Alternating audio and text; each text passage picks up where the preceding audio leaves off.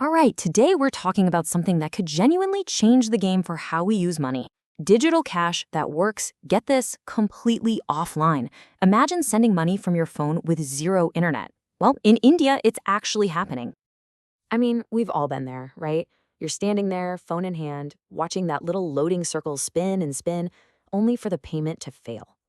A bad signal is just so frustrating. But imagine for a second if that wasn't just a minor annoyance. For millions of people living in areas with spotty internet or no internet at all, this is their daily reality. It's a huge wall locking them out of the digital economy. So, here's what we're going to cover in this explainer. We'll look at India's amazing new solution, figure out what this digital rupee actually is, see how the offline tech works its magic, compare it to the super popular UPI system, and then we'll get into its almost sci-fi level superpowers. Let's do it. First up, let's tackle that core problem. How in the world do you get digital payments to work in places where you just can't count on a connection? Well, the answer was just unveiled at the Global Fintech Fest, an official digital currency designed from the ground up to work offline. And let's be clear, this isn't some cool new app from a startup. This is a major initiative coming directly from India's central bank, the RBI.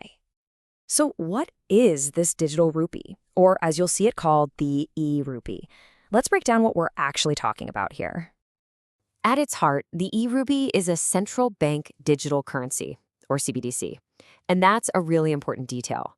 This is not a cryptocurrency like Bitcoin. It's way different. A better way to think about it is like this. It's the official digital twin of a physical rupee note, issued and guaranteed by the full authority of the central bank. So what makes it so special? Well, for one, it's official legal tender, just like the cash in your pocket. The transfers are direct, peer-to-peer, wallet-to-wallet, no middleman. And here's the really big one. You don't even need a bank account for basic use. That is a massive deal for financial inclusion. Oh, and it's not here to kill UPI. It's designed to work right alongside it. Okay, now for the part that sounds a little bit like magic. How does digital money jump from one phone to another with no internet? It's not magic, but it is some seriously clever tech. The whole process is designed to feel exactly like handing someone cash. You pick the amount, you tap your phone to the other person's phone, and boom, the money moves instantly. It all works using near-field communication, or NFC. Yep, that's the same short-range tech in your contactless cards. Both wallets update right there on the spot. No delays, no spinning wheels, no internet. And look, this isn't just a theory in a lab somewhere. They literally showed this working in the real world. People paying for tea way up in the Himalayas or buying stuff at a rural market. It's built for the real India, for everywhere in India. Okay, I know what a lot of you are probably thinking right now. India already has UPI, and it's incredibly successful. So why do we need this too? How is it actually different? This chart really lays it all out, nice and clear. The obvious one, of course, is that the e-rupee needs zero internet, while UPI is completely dependent on it. But it goes deeper than that. A UPI transaction is really a message telling banks to move money. It's a bank-to-bank transfer. The e-rupee, though, is a direct wallet-to-wallet transfer. The actual value moves. That means the settlement is truly instant and final. It's the digital equivalent of me handing you a 10-rupee note. So what's the bottom line here?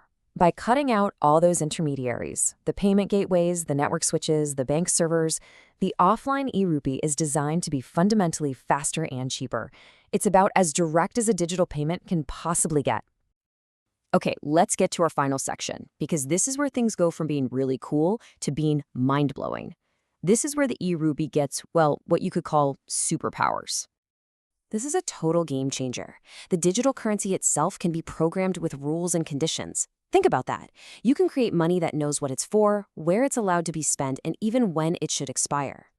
So what does that actually look like? Well, you could geofence funds. So government aid for farmers can only be spent at, say, local seed and fertilizer shops. You could make disaster relief funds time-bound, so they have to be used quickly. Or for a company, you could issue expense money that can only be used for travel. The possibilities here are just wow. Now, of course, to make sure everything rolls out smoothly and securely, the RBI has put some starting limits in place. From now, there's a daily transaction cap of 50,000 rupees. And on top of that, the most you can hold in your wallet at any one time is capped at 1 lakh rupees. These are just sensible guardrails for a smooth and secure rollout. And this quote from a senior banker really just sums up the whole vision perfectly. This isn't just a new piece of technology. It's a fundamental shift, a total rethink of how money can work for every single person, whether they have internet or not. So the big takeaway here is that with this launch, India isn't just catching up, it's setting a new global benchmark. It's one of the very first countries to actually operationalize a central bank digital currency that is truly built for everyone, everywhere, online or off. And that leaves us with this one massive, fascinating question. We're stepping into a new era where money is no longer just a passive object. It's becoming active, intelligent, even programmable. So the question is, what other incredible doors is this new key about to unlock for our world?